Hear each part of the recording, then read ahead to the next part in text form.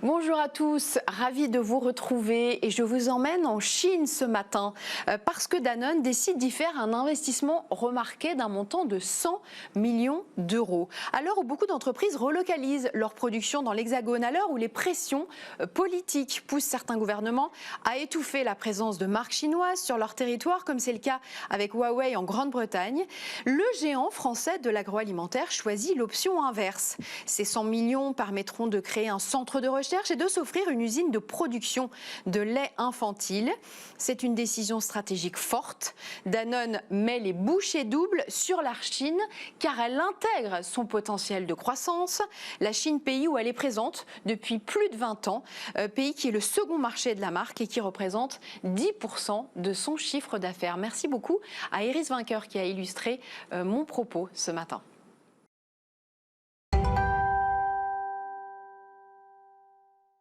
Comment un groupe hôtelier haut de gamme résiste-t-il à la crise du Covid-19? Réponse dans quelques instants avec Emmanuel Sauvage, président d'Evoque Hôtel Collection. On fera un détour dans le Berry pour vérifier que le Made in France est rentable avec la PME Lenzi, premier fabricant d'éclairage public français.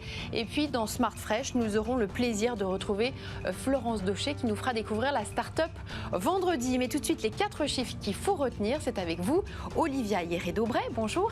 Bonjour Capucine, bonjour à tous. Et on commence ce matin avec le chiffre suivant, 93 millions d'euros. C'est la somme totale que devront verser 12 industriels français accusés par l'autorité de la concurrence d'avoir formé un cartel pour acheter moins cher de la charcuterie auprès des abatteurs. Ces industriels s'entendaient par ailleurs sur les hausses de prix des produits charcutiers qu'ils entendaient pratiquer auprès des enseignes de la grande distribution. Les faits se sont produits entre 2010 et 2013. La plus forte sanction, 35,5 millions d'euros, concerne le leader français de la production porcine, la coopérative Coperle. Suit le groupe de distribution Les Mousquetaires qui possède les enseignes Intermarché et Netto, dont la sanction est de 31,7 millions d'euros. Enfin, en troisième position, arrive le groupe Fleury-Michon. Il devra régler près de 14,8 millions d'euros d'amende. Sans transition, on poursuit avec les résultats de Bank of America, des résultats qui sont plutôt en baisse. Tout à fait Capucine, Bank of America a publié hier ses résultats du deuxième trimestre.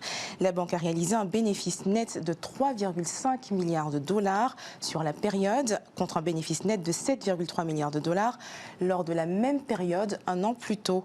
Des résultats plombés par une charge de 4 milliards de dollars pour créances douteuses liées à la pandémie. Un petit tour du côté de l'Afrique centrale pour votre troisième chiffre. La TDB, l'une des plus grandes institutions financières de développement du continent africain, conclut un partenariat avec Robank, banque commerciale de la République démocratique du Congo, montant 20 millions de dollars. Ce financement sera consacré au soutien des grandes entreprises et des PME congolaises affectées par les conséquences de la pandémie, grâce à la confiance accordée par des partenaires internationaux comme la Société financière internationale SFI, filiale de la Banque mondiale. Robank est le premier partenaire des petites et moyennes entreprises en RDC. Elle a ainsi développé des programmes pour faciliter l'accès au financement pour les entrepreneurs et développer le tissu économique local. Et on termine avec Google qui annonce des bourses pour des certificats en ligne, c'est bien ça? En effet Capucine, Google a annoncé 3 nouveaux programmes de certificats en ligne dans l'analyse des données, la gestion de projets et la conception de l'expérience client. Le groupe s'est engagé à financer 100 000 bourses d'études pour les personnes inscrites à l'un de ces programmes. Ces certificats sont créés et enseignés par des employés de Google. Ils ne nécessitent pas de diplôme universitaire et Google indique qu'il considérera tous ces certificats comme l'équivalent d'un diplôme universitaire de 4 ans avec pour finalité des fonctions connexes au sein de l'entreprise. Merci beaucoup Olivia et tout de suite on retrouve Gus pour Smart Tomorrow avec notre invité. Et on enchaîne avec Smart Tomorrow avec Gus qui nous a rejoint. Bonjour. Bonjour Capucine. Et bienvenue. Merci. Et Emmanuel Sauvage, bonjour. Bonjour. On va parler avec vous. Vous êtes le président d'Evoque Hôtel Collection. On va parler avec vous du marché hôtelier à Paris. Vous avez ouvert plusieurs hôtels et à l'étranger. Mais tout d'abord, Gus, on va explorer avec toi le marché du travel retail. Qu'est-ce que c'est le travel retail? Alors, travel retail, hein, c'est toute l'économie qui tourne autour du retail dans le voyage. On parle principalement du travel retail dans les aéroports et dans les gares. Donc les duty free en fait. Voilà, exactement, c'est de ça qu'on parle. Alors, pour adresser le sujet, on va faire un petit retour en arrière sur l'aéronautique. On sait que c'est pas un marché qui se porte en super forme là, pour l'instant avec le Covid. Et il y a un truc intéressant à regarder, c'est qu'en fait, le marché, le travel retail, il faut savoir que c'était le fer de lance de la croissance du marché du luxe. Ils ont énormément misé là-dessus. C'était le marché, l'endroit où ils faisaient de la croissance et ils ont beaucoup investi pour que ça tire leur croissance. Le sujet Covid maintenant est un peu compliqué et c'est encore plus compliqué que ça impacte très fort l'aviation. Et l'aviation aujourd'hui, il faut savoir que comment ça fonctionne, c'est qu'un avion, il est rentable à partir du moment où je remplis ma classe business. Si ma classe business est remplie, tout le reste, je peux le remplir ou le vider, mon avion est rentable. Le problème, c'est que la classe business, c'est une des classes qui va être le plus affectée avec le Covid, parce que on a beaucoup télétravaillé, etc., et que c'était une classe qui était, comme le dit le nom, principalement exploitée par le business, et que c'est là que ça va faire très mal. Et donc, on imagine que, pour de nouveau faire un peu des supputations dans le futur, hein, on imagine que au niveau de l'aéronautique, le marché qui va reprendre le plus rapidement, c'est plutôt le long courrier, et les vols locaux, c'est ceux qui vont le plus souffrir. Et donc, cette notion-là, pour le travel retail, elle est très importante parce que c'est avec cette donnée-là que le travel retail doit pouvoir se réinventer. Okay, alors, est-ce qu'il se réinvente justement? Alors, il se réinvente, oui. Alors, on imagine qu'il va se réinventer. Hein. Il y a des choses qui arrivaient tout doucement, mais notamment, on peut imaginer, il y a des choses qui est typiquement une boîte qui s'appelle SoClose, qui en gros fait de l'e-réservation pour faire de l'essayage. Hein. Ça se voit déjà dans le retail de manière générale. C'est une boîte un service que tu peux voir dans d'autres retails, qui n'est pas encore exploité dans les aéroports. Il faut savoir que le temps moyen d'un utilisateur au niveau d'un aéroport, c'est 30 minutes, donc c'est assez court. Et vu qu'ils sont dans des situations compliquées, ils doivent essayer de maximiser le nombre de clients, eh ben, c'est sans doute des services qu'ils vont essayer de mettre en place au sein des aéroports. Il y a un autre truc qui se voit, qui reste encore très niche, mais vu que le travel retail doit se réinventer, ils vont sans doute investir là-dedans, c'est la notion de le check-in délocalisé. C'est-à-dire que tu vas faire tes courses au printemps, on essaye le truc, et puis on laisse tous les vêtements là, et on va le retrouver dans mon pays au moment où je reprendrai mon avion. Je suis chinois, j'achète mes vêtements au printemps et je récupère mes vêtements en Chine. À l'aéroport. En Chine ou à l'aéroport? En Chine. Donc en fait, c'est vraiment le délocaliser, le check-in.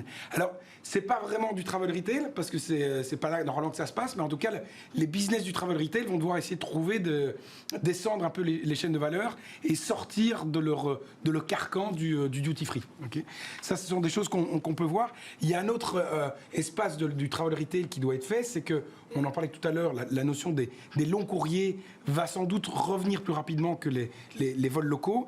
Et ça veut dire qu'en gros, l'avion va redevenir un peu cette expérience, quoi. On va moins prendre l'avion comme on prenait le bus, hein, et que du coup, le besoin... Une expérience de voyage. Voilà, une expérience de voyage. Et cette expérience, forcément, la nourriture, elle passe par là. Hein, ça fait une des grands aspects de l'expérience. Et donc, on pourrait imaginer des services du type où je commande d'un restaurant et je reçois mon plat dans l'avion, et pour faire vivre cet écosystème de la food dans mes aéroports.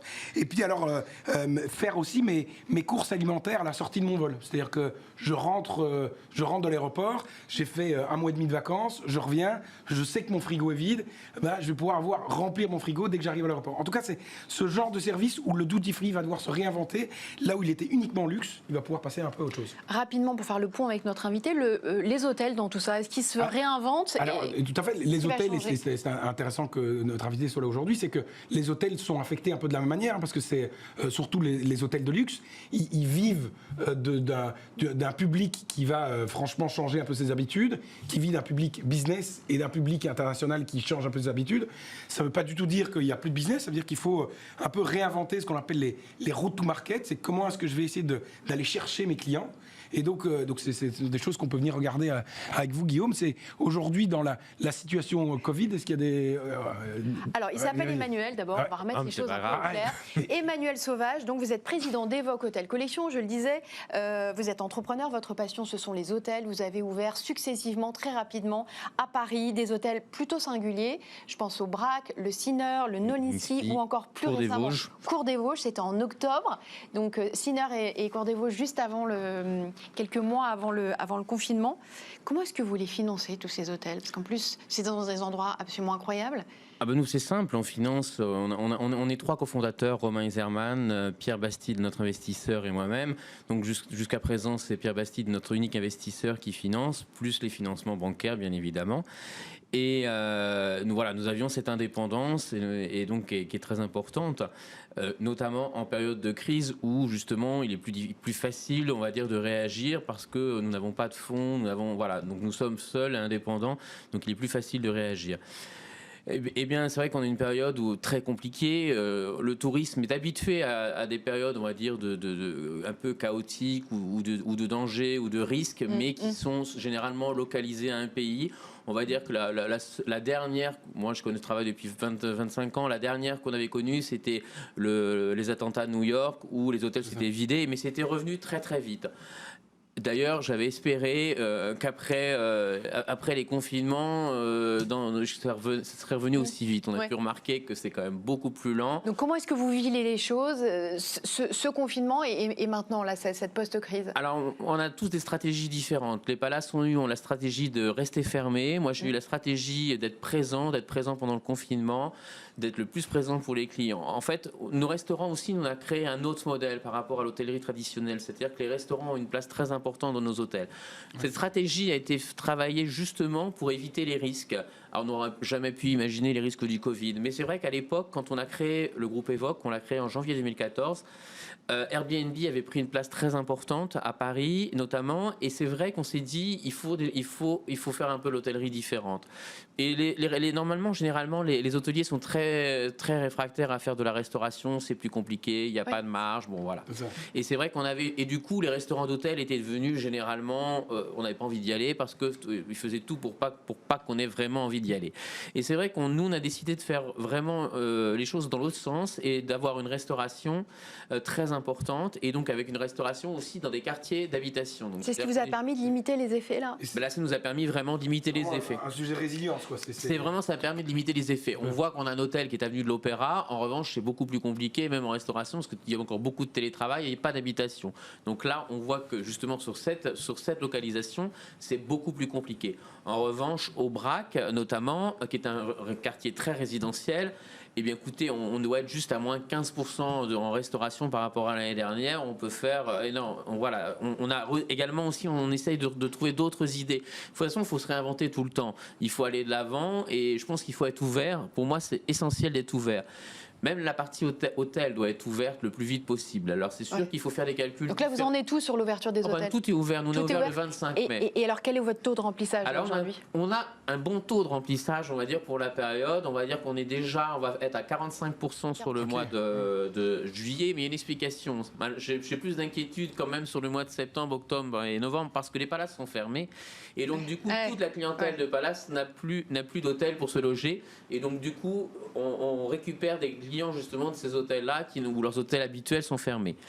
Donc c'est vrai que je pense que la deuxième, là du coup on arrive plus ou moins, et en fonction également si on est rive gauche c'est beaucoup plus compliqué. Pour les hôtels de la rive gauche ils ont que des Américains, donc c'est plus compliqué. Et c'est vrai que le Brac en fait c'est un pari de fou parce qu'il y a 4 ans, en 2014 on nous prenait pour des fous en disant que c'était une localisation qui était mauvaise. C'est une ancienne poste, je précise. C'était une ancienne centre de tri postal. On se rend compte que du coup on fait des très bons taux d'occupation, un bon taux d'occupation alors qu'il n'y a aucun touriste étranger. On n'est que sur du Luxembourg, Belgique et France. C'est ça. Et donc on arrive avec un maintien des tarifs, donc on est plutôt satisfait de cette situation. Et voilà. Ça peut être une opportunité pour vous de transformer des clients de palace vers... parce que vous avez quand même un positionnement assez différent des palaces. C'est un positionnement différent, mais du coup ils vivent une autre expérience. C'est-à-dire que quand vous êtes... Moi je trouve que c'est toujours délicat en fait de se séparer d'habitués. Malgré tout, parce que les habitués parfois ils sont en basse saison, et donc ils remplissent les hôtels également en basse saison. Donc je trouve que c'est quand même toujours assez délicat de se séparer et d'habituer. Moi, je pense que c'était vraiment nécessaire d'ouvrir. On s'est adapté, bien évidemment, parce qu'on peut pas, on essaye de pas travailler à perte. On a ouvert en étant en mode dégradé, c'est-à-dire que les directeurs étaient à la réception. C'est ça. Voilà, tout le monde a mis la main. Et je remercie vraiment les équipes parce que c'est grâce à cette cohésion d'équipe, grâce à toute cette polyvalence qu'on a eue. On a ouvert, au départ, on avait 3 ou 4 salariés à l'hôtel. Maintenant, du coup, tous les jours, on rajoute des salariés en fonction du nombre de chambres. L'activité partielle que le gouvernement a mis en place est vraiment un outil extraordinaire pour les entreprises, sinon on ne serait plus là. Et c'est vrai qu'elle nous permet d'adapter en fait, le personnel par rapport aux clients. Et donc, un mot, Emmanuel, des investissements, pour que vraiment les téléspectateurs comprennent les investissements que vous avez faits pour ces hôtels-là. Qu'est-ce que ça représente? À peu près 200 millions, à peu près 200 millions sur ces hôtels-ci. Par hôtel? Non, par hôtel, on est 75 millions sur le Brac, 45 à peu près sur le Nolinski, 40 et quelques sur le Sinner. Qu'est-ce que ça représente en termes de chiffre d'affaires sur une année normale et quel a été l'impact sur votre chiffre d'affaires pendant le confinement?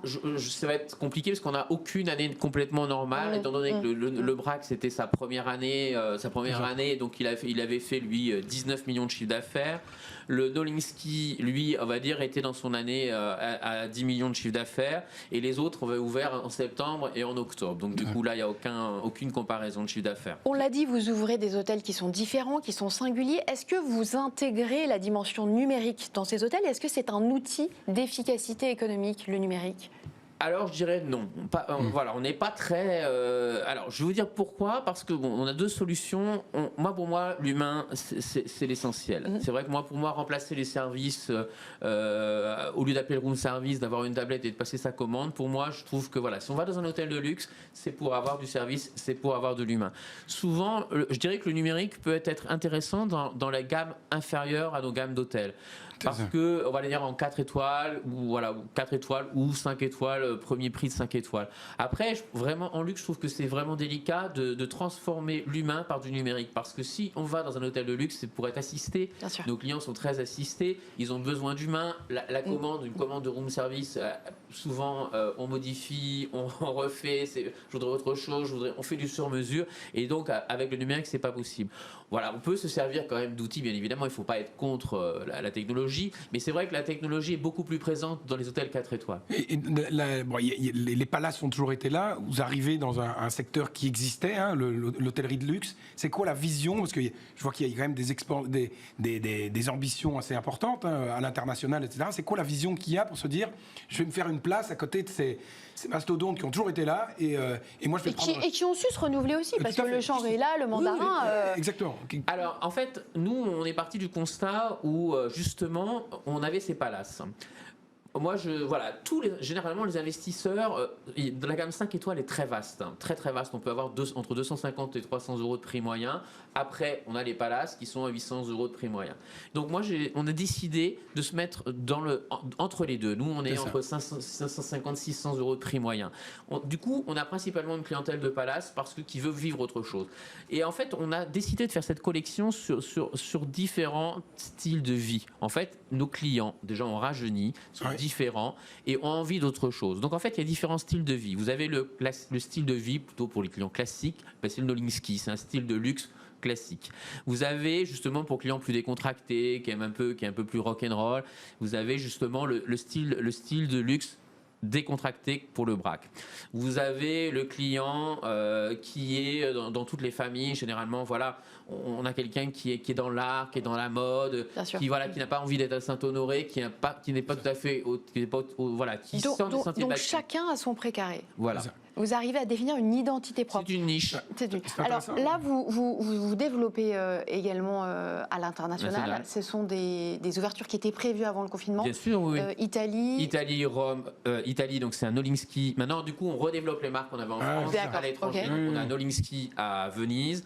On a le BRAC à Rome et le BRAC à Madrid.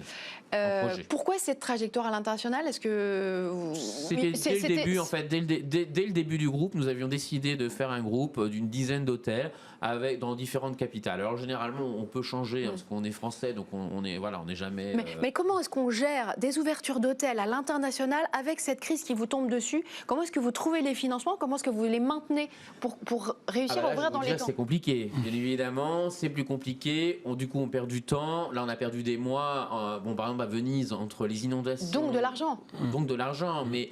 Voilà, il faut investir. Des investissements à long terme. Des investissements à long terme. Vous savez, l'hôtellerie, c'est des investissements à long terme, c'est des investissements patrimoniaux. Donc il faut réagir à long terme. De toute façon, il ne faut pas céder à la panique. Je veux dire, on trouve toujours des solutions. Et c'est vrai que ces périodes nous permettent de trouver encore d'autres solutions, de réfléchir différemment, d'analyser différemment et aussi justement de voir peut-être des marchés différents. Un petit point juste pour revenir sur les palaces. Est-ce que la différence entre vous et eux, est-ce que c'est pas eux qui dictent ce qu'est le luxe et vous allez définir le luxe en fonction de votre client? C'est votre client qui vous définit, ça c'est le luxe que j'ai envie d'avoir? Oui, moi voilà, je pense qu'en fait, les palaces ont pris le parti de la tradition française, du savoir-vivre à la française des grandes années. Voilà, maintenant je pense que les choses ont parfois évolué. Vous pouvez avoir beaucoup d'argent, mais vous n'avez pas forcément envie d'être dans ce carcan-là. Vous avez envie d'autre chose. Et c'est vrai qu'à l'étranger, c'est assez présent, mais c'était peu présent en France. C'est ça. Okay. Donc voilà. Quand on est entrepreneur et qu'on ouvre autant d'hôtels, on fait forcément de la prospective. Et je rebondis sur la chronique de Gus tout à l'heure. À quoi il va ressembler l'hôtel de demain et qui travaille sur cette anticipation permanente, cette machine de l'anticipation? En fait, je pense que voilà, ces entrepreneurs, c'est des idées. Pour moi, l'hôtel de demain, c'est un hôtel, c'est déjà un peu ce qui est actuellement. C'est-à-dire que c'est pas un hôtel. C'est-à-dire que, vous voyez, maintenant, moi, quand je parle généralement du BRAC, je parle de la partie hôtel en dernière position. C'est un restaurant, c'est une salle de sport pour le quartier. On a 1000 membres. C'est un lieu de vie. C'est un vrai lieu de vie. Alors maintenant, tout le monde emploie ce mot lieu de vie, cette expression lieu de vie. Donc j'ai un peu de mal. Mais oui, c'est un lieu où on y est tous les jours, toute la journée, du matin au soir, toutes les générations. On a les jeunes de 18 ans à l'apéritif, on a les grands-mères qui sont au thé l'après-midi, on a ceux qui travaillent, qui sont au sport dès 7h du matin, qui viennent travailler. Du coup, ça draine du petit déjeuner, ça draine tout le temps, ça doit vivre tout le temps. En fait, je pense que l'hôtel de demain est en train d'arriver comme ça. C'est-à-dire que déjà, c'est un lieu qui doit servir tout le temps. Souvent, avant, vous aviez la salle de... Voilà, où il ne se passait rien dans l'hôtel, en fait. Je pense que c'est là où il faut... Et du coup, c'était un peu... Nous, on est parti du principe qu'Airbnb proposait une expérience de Parisien, mais finalement, il n'y avait aucun Parisien parce que l'appartement était vide. Donc, pour les touristes, je trouve que c'est hyper intéressant, justement, qu'ils partagent des vrais lieux où on se retrouve. Et c'est très important, en fait, de faire vivre le lieu. Dernière question. Oui, une dernière question. Est-ce que la partie écologie rentre dans votre modèle? Parce qu'il y a une partie du luxe qui commence à franchement tirer vers là-bas. Est-ce que c'est quelque chose que vous intégrez dans votre modèle? On est en train de commencer à l'intégrer. On n'était pas forcément très en avance parce que c'était des projets qui étaient déjà, qui ont maintenant, depuis le début, 4 ans. Oui. Donc c'est vrai que tout ça va assez vite. On est en train de l'intégrer au fur et à mesure. On a mis en place une cellule avant le Covid. Une cellule pour retravailler 100% justement des éléments qu'on puisse modifier. Tout n'existe même pas encore. C'est-à-dire que quand vous voulez par exemple les produits d'accueil, si vous voulez rester sur du produit d'accueil individuel, il y a plein de choses qui n'existent pas encore. Donc on est en train de travailler. On fait travailler des sociétés. On est en train de travailler à tout ça. Et je pense que nos prochains hôtels à l'étranger auront intégré, bien évidemment. C'est essentiel. C'est-à-dire que le BRAC, le nouveau BRAC, le BRAC Rome, le BRAC Madrid, et avec Philippe Starck également. C'est-à-dire que c'est un sujet qu'on a également avec l'Adéco. C'est très important d'introduire cette écologie. Mais il faut introduire de la vraie écologie. Moi, je suis contre la fausse écologie. On vous mettez votre serviette pour pas changer la serviette pour faire des économies. Moi, je suis pour la vraie écologie. Et donc, pour ça, il faut du temps, il faut le réfléchir. Et voilà, c'est-à-dire que le distributeur de savon pour éviter les produits d'accueil, pour moi c'est non, parce que quand on est dans le luxe, on doit vraiment garder tous ces codes du luxe, et voilà, on est content de repartir avec ces produits d'accueil, mais peut-être qu'ils seront solides, peut-être qu'ils seront différents, ils auront plus de plastique, voilà, mais c'est vrai qu'il faut le travailler, c'est impératif pour l'hôtel de demain. Tout à fait. Merci beaucoup Emmanuel Sauvage, je rappelle que vous êtes le président d'Evoque Hôtel Collection, merci infiniment, et on passe tout de suite à la PME Lenzi qui nous emmène dans le Berry, c'est tout de suite.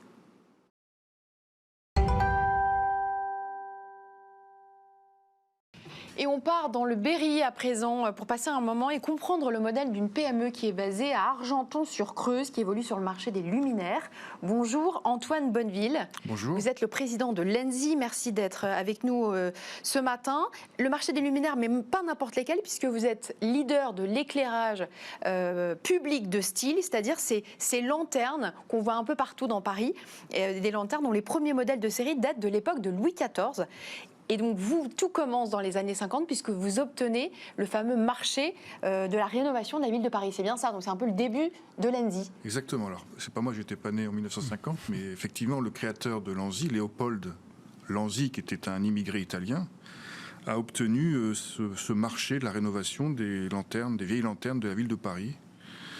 Et il a ensuite industrialisé tous ces modèles, il en a fait un catalogue et il en a vendu dans le monde entier. Le marché du luminaire, et notamment du luminaire parisien, il se chiffre en combien de milliers d'euros? Le marché de l'éclairage public, c'est grosso modo entre 4 et 500 millions d'euros. Ouais. Le style, c'est à peu près 5% du marché. Okay. En France. Hein. Et c'est un marché qui est flat, voilà, qui est plat et qui reste année après année à peu près le même. Vous avez réalisé en 2019 un chiffre d'affaires de 2019. On imagine qu'il faut s'adapter à des évolutions, des demandes qui évoluent très vite. Alors, comment ça se passe alors, nous, nos modèles sont intemporels, puisque en fait, Louis XIV, vous l'avez dit, c'est lui qui a inventé l'éclairage public, finalement, en demandant aux bourgeois dans chaque rue de mettre une lanterne qui était éclairée à l'époque, qui était alimentée à l'époque par de l'huile et par une mèche. Tout à fait. Et le premier modèle de Louis XIV, on continue à le faire. Ça s'appelle la Lavoisier chez nous. C'est un modèle 3 faces qui avait ceci de particulier, c'est que selon l'endroit, on y mettait 1, 2 ou 3 mèches. La notion de puissance existait déjà à la fin du XVIIIe siècle.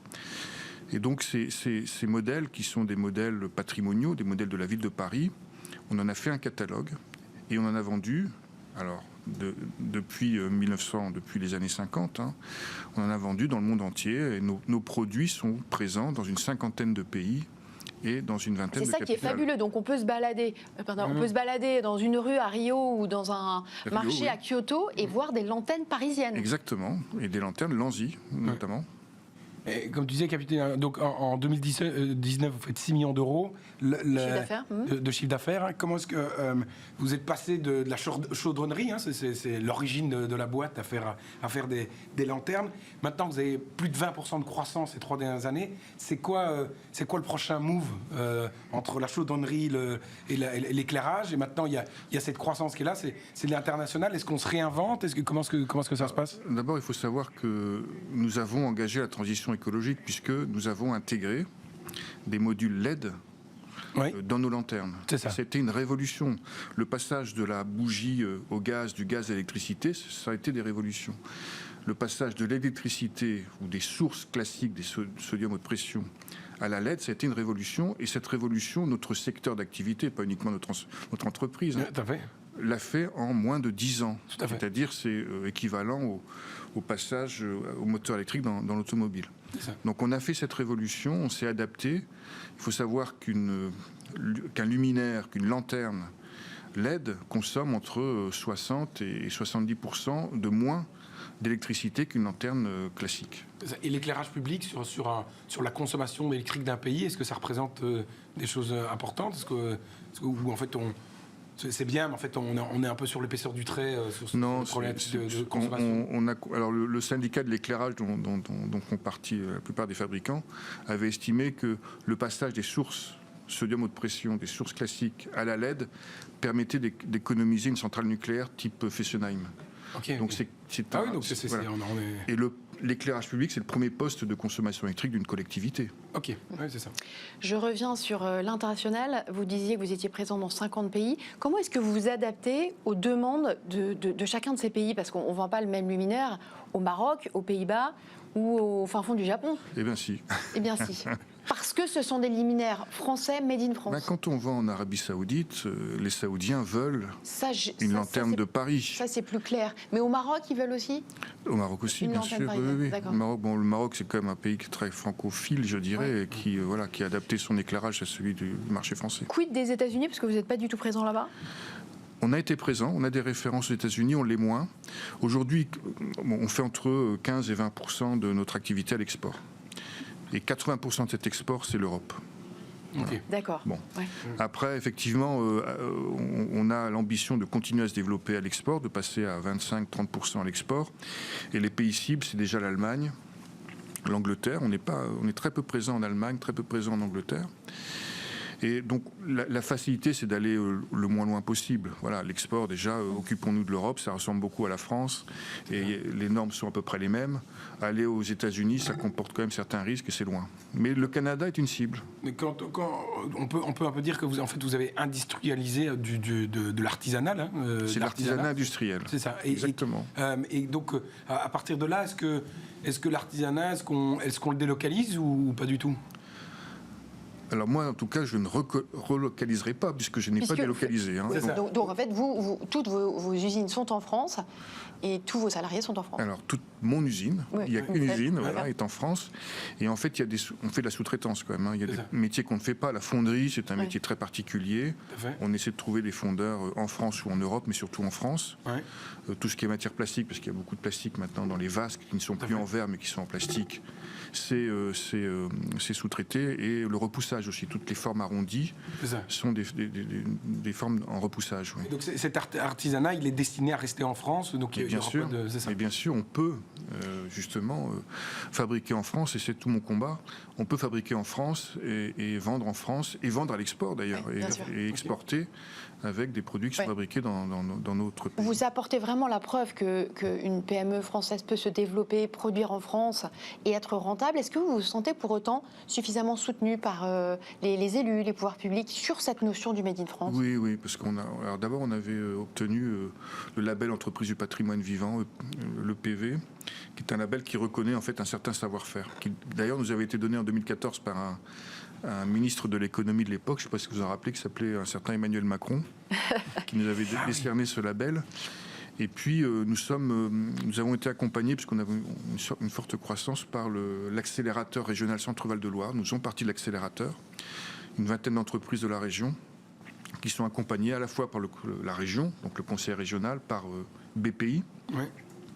Et par HEC, donc on suit des séminaires HEC, et on accompagne ces entreprises, on en fait partie, pour qu'elles puissent se développer sur un certain nombre de domaines, l'innovation, l'international, l'industrie du futur, Est-ce que l'artisanat, est-ce que c'est quelque chose qu'on arrive à... Le prix de l'artisanat, est-ce qu'on arrive à le répercuter chez le client? Parce que il y a cette notion de compétitivité. Est-ce que vos clients se disent, OK, je suis prêt à mettre plus parce que justement j'ai cette notion d'artisanat qui est derrière, ou que ça reste compliqué? Moi, je pense que déjà, il faut faire de la pédagogie auprès des collectivités, leur montrer que en achetant français, on crée des emplois en France. Et en achetant des produits à l'étranger, les emplois, on les crée à l'étranger. Donc ça, c'est important. On peut être artisan et être productif ou avoir une bonne productivité et faire des produits. Voilà, donc c'est aussi l'organisation. Donc on a tout un chantier. C'est l'artisanat industriel, c'est pas que l'artisanat. Oui, tout à fait. Donc on a aussi un chantier qui s'appelle l'industrie du futur. J'ai créé le projet Usine 3I. Les 3I, c'est innovation, industrie du futur, internationalisation. Et on a un certain nombre de projets avec mon équipe. On a une équipe qui est à la fois dynamique, jeune et techniquement très, très forte. Vous êtes combien aujourd'hui ? En CDI, nous sommes 25, avec 5 personnes au bureau d'études. Voilà. Et voilà, on développe un certain nombre de projets sur ces 3 thématiques de l'innovation. Il faut innover, il faut trouver des nouvelles gammes de produits, parce qu'on peut continuer à faire des produits patrimoniaux de la ville de Paris, mais on peut aussi faire des produits décoratifs. Donc on veut conserver l'esprit patrimonial, mais des produits plus modernes qu'attendent aussi nos architectes, nos bureaux d'études et nos collectivités. L'industrie du futur, c'est comment on fait pour optimiser notre processus de production, voilà, avec des machines peut-être plus automatiques. où l'humain reste quand même au cœur du système, et puis bien sûr l'international, on en a parlé tout à l'heure. Merci beaucoup Antoine Bonneville, je rappelle que vous êtes le président de l'ANSI, merci beaucoup d'être venu nous voir, on marque une courte pause, on se retrouve juste après.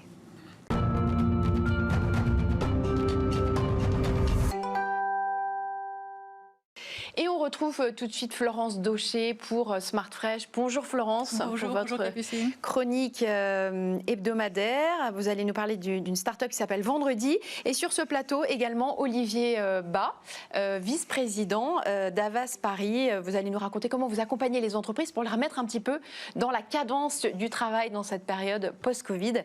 On commence par vous, Florence. Donc vous nous parlez de Vendredi, qui est une start-up qui met en relation les compétences à la fois des grands groupes et des jeunes entrepreneurs, c'est ça? Des jeunes entrepreneurs à impact social ou environnemental. C'est-à-dire qu'il y a toujours cette notion, effectivement, d'utilité publique, d'utilité pour la société. Donc, effectivement, Vendredi, c'est une start-up qui existe depuis 2015 maintenant et qui est partie de l'idée que la personne formait un tout. C'est-à-dire qu'elle est à la fois un citoyen, donc une personne qui s'engage, à la fois un consommateur et aussi un salarié. Et donc, comment on réunit tout ça? Eh bien, en fait, avec Vendredi, c'est-à-dire que dans le cadre de la loi Pacte qui a été votée en 2019, promulguée en 2019, et qui vise en fait à accompagner la transformation des entreprises dans leur rôle vis-à-vis de la société, eh bien, Vendredi a mis en place effectivement une structure qui permet aux entreprises de faire savoir à leurs salariés déjà, donc en interne, que certains, s'ils le souhaitent, peuvent s'engager de manière, tout en étant continuant à être salariés par l'entreprise, mais ils peuvent s'engager auprès d'associations ou dans des démarches d'ailleurs effectivement qui auraient une mission humanitaire. Et donc c'est un échange win-win, c'est-à-dire que les entreprises effectivement font savoir qu'elles sont disposées à prêter, partager leurs salariés. Les associations disent, voilà, nous, quels sont nos besoins, parce qu'évidemment, nous n'avons pas toutes les compétences, ce qui permet donc à certains salariés qui seraient éventuellement dans une forme d'ennui ou qui manqueraient de reconnaissance ou qui ont besoin d'exprimer une facette d'eux-mêmes, eh bien, de pouvoir le faire à travers cette loi Pacte et à travers cette entreprise. Donc l'objectif, c'est d'augmenter l'engagement des salariés. L'entreprise, et absolument, c'est exactement ça. Alors l'augmenter, c'est aussi une démarche totalement bénévole. Bien sûr. Donc, bien sûr. Évidemment, il n'y a aucune obligation à le faire. Mais c'est de considérer effectivement que le salarié a aussi une volonté de poursuivre éventuellement son engagement à l'intérieur de la sphère professionnelle. Alors, vous les avez rencontrés, les fondateurs, pour Clock Media. Absolument. Qu'est-ce qui est ressorti de cette interview? Qu'est-ce qui vous a particulièrement séduit? Alors, la première prise de contact, c'est-à-dire qu'on arrive sur le palier et on voit un jeune homme en chaussettes qui téléphone. Donc, il y a une sorte de déconstruction, il y a une bonne humeur. Il y a ce sentiment qui n'est pas un sentiment d'ailleurs, de travailler pour améliorer la société, pour essayer de construire un monde meilleur, et ça fonctionne. Donc on va découvrir Félix Dumont tout de suite. Le rôle de Vendredi, c'est de permettre à chaque salarié en France qu'il souhaite de mettre ses compétences au service d'associations, et ce sur son temps de travail, que ce soit une journée par an ou même plusieurs semaines d'affilée.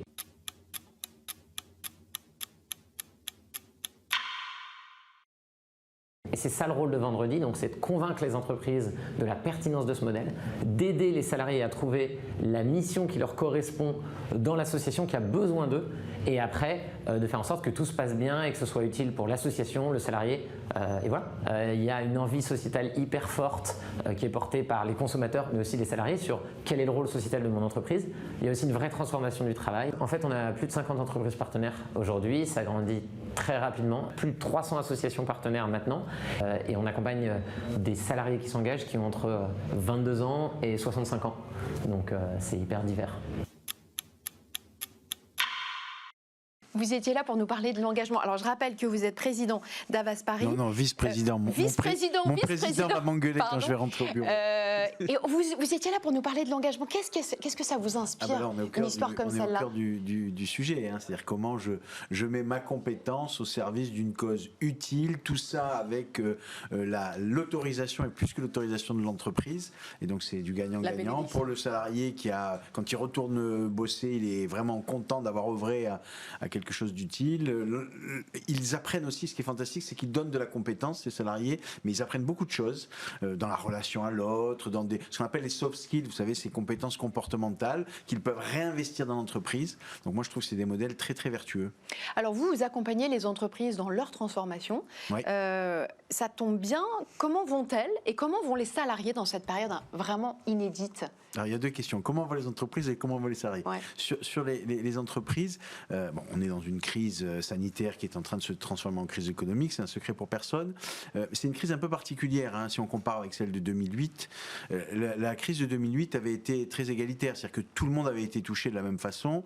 La crise qu'on vit, elle est beaucoup plus sélective, hein, moins 40% dans le transport, plus 10% dans la pharmacie. Vous voyez, ça vous donne un peu le déséquilibre. Et donc on a toute une série d'entreprises qui font des moins 40, des moins 20 dans l'automobile ou dans l'aéronautique, puis on a des entreprises qui, elles, performent. Donc on a deux situations complètement différentes, deux boîtes qui vont très mal et qui vont faire des plans de restructuration et qui seront, à mon avis, dans des situations compliquées jusqu'en 2023-2024. Et puis on a toute une série d'entreprises qui sont restées au-dessus de la ligne de flottaison et pour lequel l'enjeu va être fin 2020 et 2021, et donc l'engagement des salariés. Et les salariés dans tout ça? Alors les salariés, les quelques chiffres que j'ai qui datent de mai, hein, c'est une étude CSA qui a été faite pour le comptoir des entreprises, et 3 chiffres, hein, mais qui sont assez probants pour moi. Il y a 44% des salariés français qui disent avoir des problèmes psychologiques suite au confinement, à l'excès de télétravail et à tout ce climat un peu anxiogène. 44%. Il y en a 49% qui se disent inquiets, et il y en a 33% qui sont démotivés. Et donc là, on est face à une situation qui est assez compliquée parce que ces entreprises qui ont besoin de repartir et de repartir vite, elles ont besoin d'engagement. Et on a des salariés aujourd'hui qui ne sont pas forcément dans des conditions de motivation mentale propices à un investissement. Alors justement, comment est-ce qu'on résout cette équation? Comment est-ce qu'on remet les salariés au boulot alors qu'ils ne sont pas forcément dans cet état d'esprit-là et qu'on a besoin d'une relance économique qui soit forte, puissante. On en a d'autant plus besoin qu'on parle beaucoup de la confiance des ménages qui fait la consommation. Vous avez vu que pendant la période, 50 milliards d'euros d'épargne de précaution parce que les consommateurs n'avaient plus confiance. On a exactement la même chose, hein, c'est-à-dire qu'on a une baisse de productivité dans les entreprises qui est liée au fait qu'il y a un déficit. Que vous mesurez déjà? Alors, les chiffres, on est sur des données qui sont très... c'est pas du tangible, hein, c'est toujours difficile à mesurer, mais on sent quand même qu'il y a une baisse de productivité dans les entreprises. Comment on remet les gens au boulot? Comment on recrée de l'engagement? Deux choses. D'abord, je vais rebondir sur ce que vous disiez sur la question du sens et de l'utilité. Ce qu'on a vu apparaître dans cette crise, c'est la nécessité absolue pour les entreprises d'œuvrer à l'intérêt général et à l'utilité. Et que ce qu'attendent les salariés de leur entreprise, c'est qu'elles continuent à le faire. On avait avant la crise toute une série d'entreprises qui s'étaient lancées dans ce que j'appelle moi de la raison d'être de pacotille. La raison d'être de pacotille, il fallait avoir une raison d'être, on fabriquait une raison d'être, ça clignotait, on la mettait en vitrine et puis après on passait à autre chose parce que business is business et la raison d'être c'était plutôt... C'est la mission en fait. Voilà, c'est la mission. Et puis il y avait toute une série d'entreprises qui avant la crise avaient vraiment réfléchi sur une transformation de leur business model, sur comment je développe toute une série de... comment je conçois, je fabrique et je distribue mes produits de manière extrêmement responsable, engagée et utile. Les boîtes qui sont dans cette situation-là vont avoir un levier de réengagement des équipes très très fort, parce que c'est de la fierté, parce que c'est le sentiment que je vais bosser et je vais me remettre au boulot au service d'une cause qui est intéressante. Et je prends un exemple, je prends le cas de L'Oréal par exemple.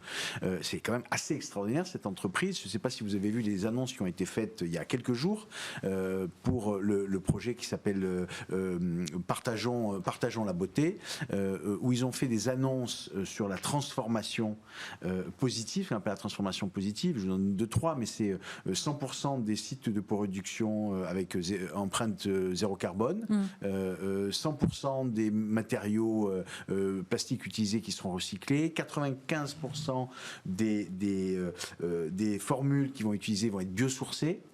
Et ils ont fixé des objectifs qui sont mais d'une ambition folle par rapport à cette transformation positive, sans baisser les objectifs business. sans baisser les objectifs business. Et ça crée un mouvement et une dynamique dans l'entreprise. C'est juste extraordinaire. C'est recollé à des valeurs, en fait. Ah oui, ça. parce que les gens se disent, je vais bosser. Dont le citoyen a besoin. Fabriquer du cosmétique. Je vais continuer à contribuer à la beauté des femmes et des hommes, mais je vais le faire dans une entreprise qui conçoit, qui fabrique et qui distribue de manière vertueuse ces produits avec une grande vertu et une grande utilité. Et je peux vous dire que ça crée beaucoup d'engagement dans les entreprises. Ce qui est intéressant, je trouve, dans le phénomène qui se produit actuellement, c'est qu'il y avait énormément de start-up en fait qui ont explosé ces 5 dernières années et qui sont finalement les locomotives aussi pour les grandes entreprises parce qu'elles ont testé, parce qu'elles ont eu cette envie, parce qu'elles ont eu cette exigence aussi. Mais c'est pour ça qu'elles font. Aujourd'hui, les deux se rejoignent et ça, je trouve que c'est vraiment très intéressant. C'est pour ça que l'Open Innovation fonctionne à plein régime. Est-ce qu'il n'y a pas, Olivier Bas, un sujet management également? Est-ce que le rôle du manager, il n'est pas un peu remis en question? Il y a un gros sujet de management et que je vais essayer d'expliquer simplement, c'est que en fait, il s'est passé un truc extraordinaire avec le confinement, c'est que les salariés se sont débrouillés sans leur manager. Alors si, on a fait du Teams, du Zoom, du Skype, que sais-je, pour regarder le truc, mais grosso modo, ils ont taffé sans leur manager. Et ils se sont aperçus d'un truc, c'est que finalement, ils aimaient bien ça. Ils aimaient bien ça parce que c'est moins de contraintes, plus de liberté, plus d'autonomie dans la manière d'organiser mon travail, dans le fait de m'auto-challenger, etc.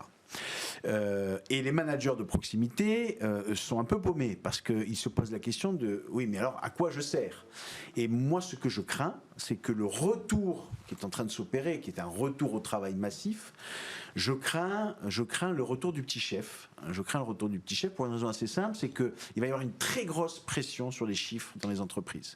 C'est qu'il faut refaire de la croissance, il faut aller regagner des parts de marché, il faut faire de la réduction de coûts, il faut faire de la productivité, et on va bien évidemment demander aux managers de manager avec des tableurs Excel.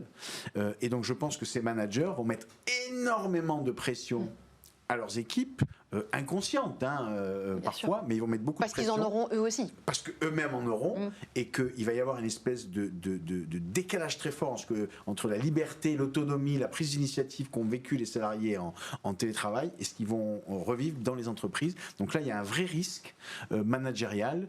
De surcroît, avec cette espèce d'épée de Damoclès de la deuxième probable vague qui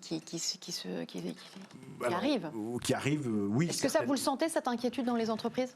Ça commence. En fait, mais ce que je sens, plus que la crise sanitaire bis, c'est-à-dire la fameuse deuxième vague dont on sait à peu près que tout le monde est à peu près d'accord pour dire que ça va arriver, puisqu'on est face à quelque chose de saisonnier, on ne sait pas si c'est novembre, décembre, etc. Et en même temps, ça ne sera pas du tout la même chose, on sera préparé, on aura des masques, des places dans les hôpitaux, il y aura peut-être même un vaccin d'ici là, etc., etc. Non, ce que moi je sens, c'est la crise économique. Moi, c'est ça qui me fait vraiment... Je prends juste l'exemple des banques. C'est très intéressant le secteur de la finance et des banques. C'est quand vous regardez aujourd'hui, là, au moment où on se parle, ils sont arrivés à limiter les dégâts. Sauf que là, il y a tous les moratoires qui tombent à partir de novembre. Et donc là, tous les impayés vont arriver, les défaillances d'entreprise, là, ça va être très dur. Merci beaucoup, Olivier Bas. Merci d'être venu sur ce plateau. C'est la fin de cette émission. Merci de nous avoir suivis. Vous retrouvez tout de suite Stéphane Soumier. Et moi, je vous souhaite une très belle journée. Le retail au programme pour finir la semaine, Capucine, la vente au détail et la série de chocs quand même, très impressionnant qu'a pris ce secteur. On en a évidemment déjà largement parlé sur Bismart. Écoute, alors le commentaire, la façon dont la marque Pomme d'Api, alors très connue, peut-être pas autant connue que ça dans le domaine qui est celui d'Alexandra que tu vas entendre, domaine de la chaussure pour enfants. Écoute comment Pomme d'Api traverse cette série de chocs. 30 boutiques, c'est ça, chaussures pour enfants? Oui, 31 points de vente exclusifs, dont 9 à l'export, oui. Qui, tous, j'imagine, ont fermé. Alors, comme il y en a 9 à l'export, ça s'est fait petit à petit, mais tous ont fermé. Ah bah oui, pendant le Covid, oui. Et est-ce qu'à ce moment-là, vous avez dit des gros mots, alors? Est-ce qu'à ce moment-là, vous avez dit... je vais pas le dire, mais... Non, en fait, je me suis dit, c'est quoi le prochain truc? Parce que c'est pas comme si on n'avait pas eu des années un petit peu compliquées déjà depuis 3-4 ans. On a eu un peu... Surtout pour les boutiques, ça a été très compliqué. Ouais. Et puis nous, on a beaucoup de nos clients qui sont des commerçants multimarques de chaussures pour enfants, des chausseurs pour enfants.